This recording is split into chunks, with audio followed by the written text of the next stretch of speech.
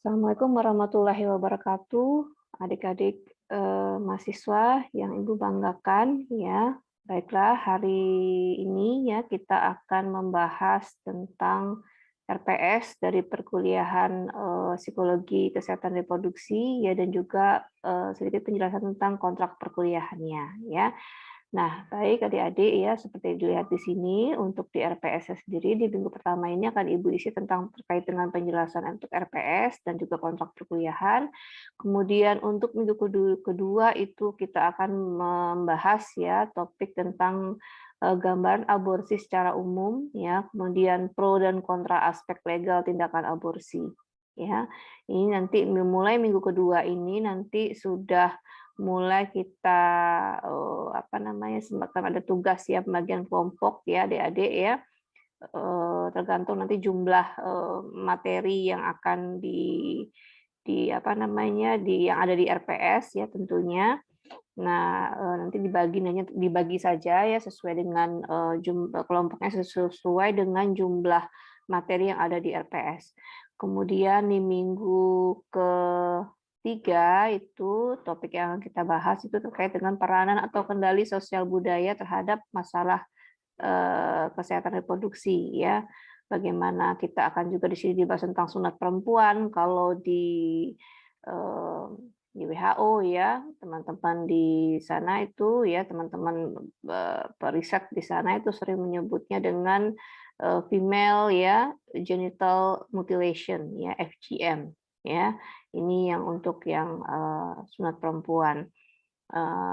Nanti kita akan lebih kaji lagi lebih dalam nanti ketika perkuliahan terkait dengan bagaimana sudut pandang orang dari seluruh dunia terkait dengan terutama ya periset yang memang giat atau juga mengkaji terkait dengan tindakan sunat perempuan ini sendiri. Kemudian yang ketiga itu kemandulan ya atau infertilitas versus dengan kesuburan atau fertilitas ya. Nah, kemudian selanjutnya di minggu keempat itu adalah yang akan kita bahas adalah tentang itu yang pertama child abuse ya, kemudian child workers ya, pekerja anak, kemudian ada street children, juga ada child trafficking ya, ini bukan children trafficking, ini salah tipu ini ya. Kemudian selanjutnya adalah yang akan kita bahas itu terkait dengan bagaimana situasi pornografi di Indonesia saat ini ya, secara global juga bisa ya. Kemudian implikasinya terhadap kesehatan reproduksi seperti apa. Kemudian upaya dari pemerintah ya atau regulasi gitu, kebijakan yang dibuat terkait dengan maraknya paparan pornografi dan juga implikasinya tadi itu ya. Jadi sebagai bentuk apa yang sudah pemerintah lakukan untuk menangani kasus pornografi dan juga seksualitas tersebut. Kemudian di minggu selanjutnya yaitu ada yang akan kita bahas adalah terkait dengan intervensi pemerintah terhadap masalah reproduksi, masalah kesehatan reproduksi ya. Kemudian yang kedua itu program pemerintah yang ada sekarang saat ini ya, seperti program keluarga berencana atau family planning ya. Kemudian undang-undang terkait dari genetik dan lain-lainnya. Kemudian juga ketersediaan pelayanan kesehatan reproduksi oleh pemerintah itu seperti apa ya. Nah, di sini jika ada adik-adik lihat ada undang-undang terkait dengan genetik ini maksudnya mungkin lebih ke ini adik-adik ya, bisa terkait dengan KB itu sendiri, bisa terkait dengan seperti apa kegiatan untuk ini ya, program untuk bagaimana treatment terkait untuk masalah-masalah infertilitas ya seperti bayi tabung dan lain-lainnya. Nah, itu juga pro dan kontranya seperti apa yang ada beredar di masyarakat saat ini juga ya. Kemudian yang selanjutnya itu adalah terkait dengan ya yang ketujuh itu bentuk integrasi pendidikan kesehatan reproduksi dalam kurikulum pendidikan dasar dan menengah di Indonesia. Beberapa waktu yang lalu ya, kurang lebih 1 tahun yang lalu Ibu sudah mulai melihat ya, kalau mungkin kalau teman-teman kita di luar ya, di WHO ya, para lembaga di WHO, UNFPA ya, dan yang lain-lainnya itu mereka sudah gencar untuk bagaimana tidak hanya kita, membahas dari aspek, kesehatan reproduksinya saja gitu. Karena ketika kita mencoba untuk hanya mengedukasi atau mempelajari tentang kesehatan reproduksi, rupanya ada beberapa hal lagi yang sudah tidak bisa dipisahkan, yaitu seksualitas ya. Jadi, kalau di luar itu selalu mereka menggandengkan tidak just reproductive health, tapi sexuality and, reproductive health. Jadi SRH ya, jadi itu seperti itu. Nah, di Indonesia seperti apa ininya? Apakah bisa gitu kan terkait dengan eee, pengintegrasiannya dengan, kurikulum itu ya, jangankan kesehatan reproduksi ini ya, seksualitasnya, kesehatan reproduksinya saja sudah masih masih ada beberapa penolakan, reject ya dari para orang tua terutama juga terkait ini, apakah ini memang diperlukan atau tidak itu untuk pada dimasukkan ke dalam kurikulum ya. Di mana nanti kalau memang memang seperti itu tentunya disesuaikan dengan perkembangan dari, anak-anak ya atau remaja tersebut gitu, kan disesuaikan dengan taraf dari umur mereka. Mungkin yang paling urgent sekali sepertinya untuk terkait itu memang anak-anak SMP ini ya, yang usia staraf sekolah, staraf SMP atau SMA, dan juga, yang sudah di bangku kuliah ya. Nah, kalau terkait ini mungkin juga bisa disisipkan bagaimana dengan, peranannya mungkin terkait dengan Peak Air ya, Peak Air yang sudah apa namanya, dikembangkan oleh BKKBN ya, kemudian PKPR dari, Kementerian Kesehatan, Dinas Kesehatan, Puskesmas juga senantiasa untuk dengan program-programnya tersebut ya. Dan juga Peak M mungkin ya, Peak M ini di, eee level nanti di universitas seperti itu ya, di kampus, di college ya.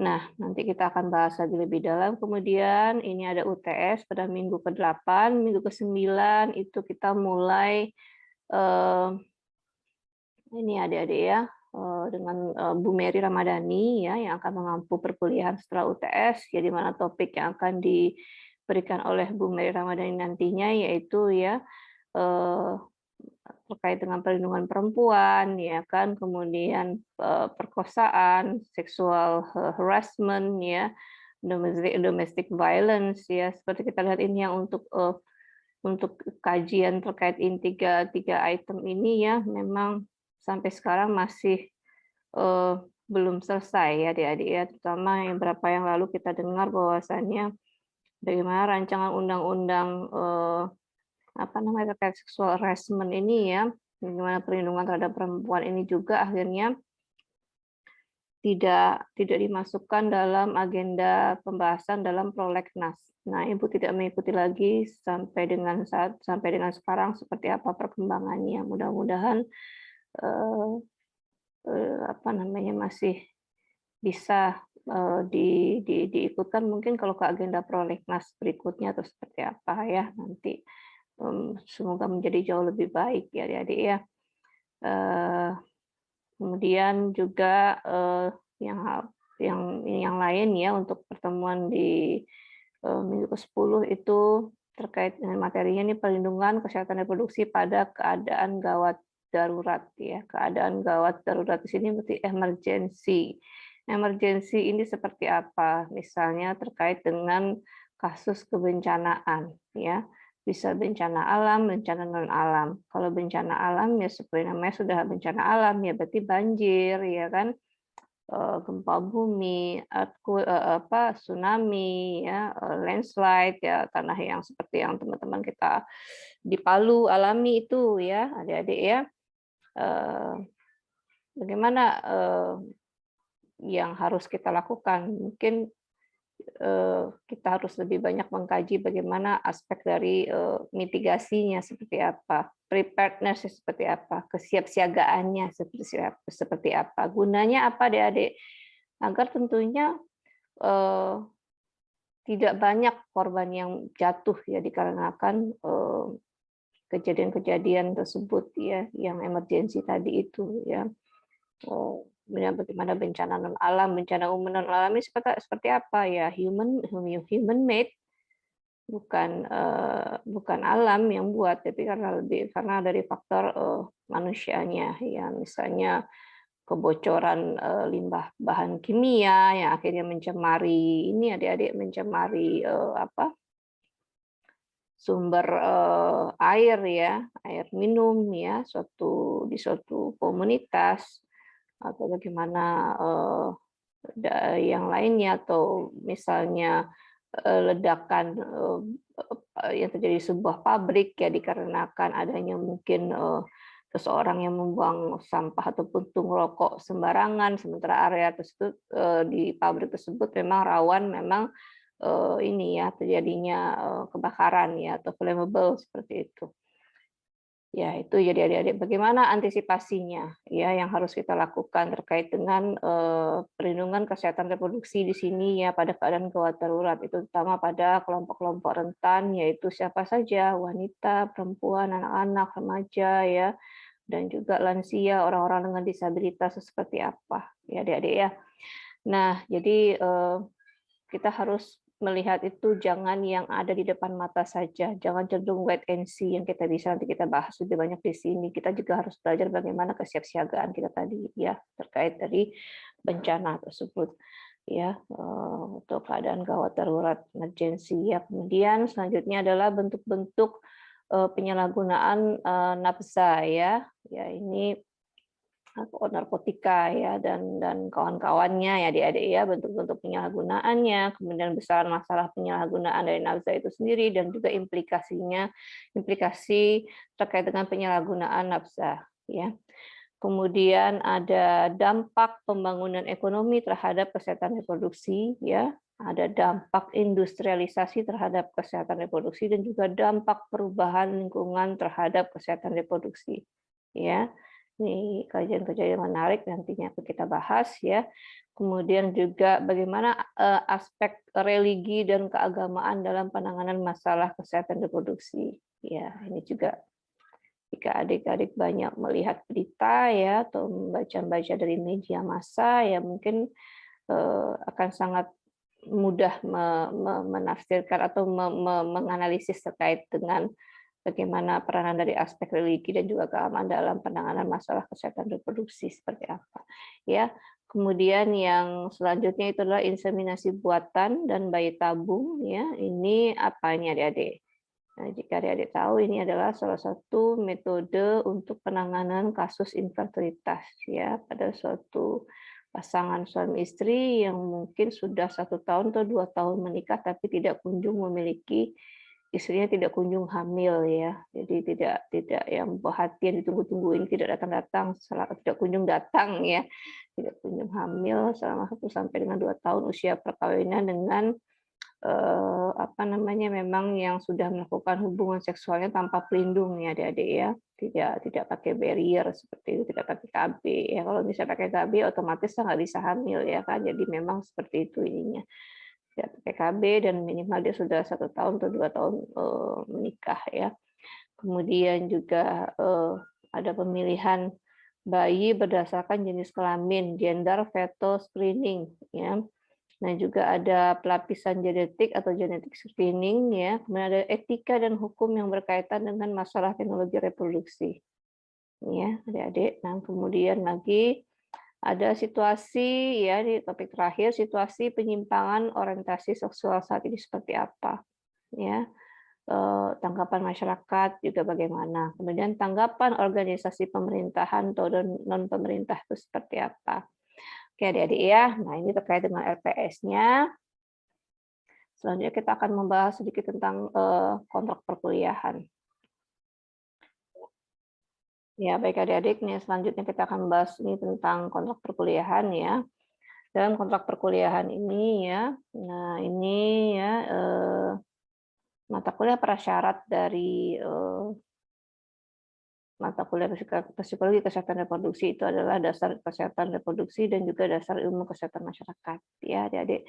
Kemudian, deskripsi dari mata kuliah ini seperti apa ya, mata kuliah ini tuh ingin memberikan, gambaran pengetahuan mengenai pro dan kontra aspek legal dari tindakan aborsi, ya, penanganan keadilan sosial budaya terhadap masalah reproduksi, juga bagaimana terkait dengan, perlindungan anak-anak ya, dan juga, perkembangan situasi pornografi saat ini, apalagi terkait dengan pandemi saat ini ya, di mana memang para anak-anak dan remaja ini banyak memang, diberikan, memang karena, sekolahnya memang ini ya, belajar dari rumah ya, jadi mereka harus memang banyak waktu mereka memang untuk mengakses dari gadget mereka ya, internet dan lain-lainnya itu seperti apa. Ibu rasa juga ini mengalami peningkatan tentunya ya, jika tidak diiringi bagaimana peningkatan kapasitas dari orang tua dan juga guru dalam, eee, mencegah anak-anak ini agar tidak terpapar dengan pornografi tadi.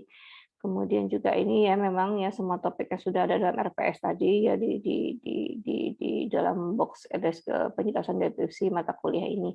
Kemudian metode pembelajaran nanti ya itu bisa berupa, ini ya, nah ini juga masih menggunakan metode pembelajaran yang lama. Metode pembelajaran kita nanti tentunya itu harus menggunakan iLearn ya adik-adik ya. iLearn itu ada secara asinkronis atau bisa secara blended learning, jadi adik-adik bisa mengakses materi yang ada di iLearn itu kapan saja adik-adik mau, ya. Itu namanya asinkronis ya. Kemudian bagaimana adik-adik juga mengakses tugas ya, juga, diberikan keleluasaan ya jika dengan iLearn.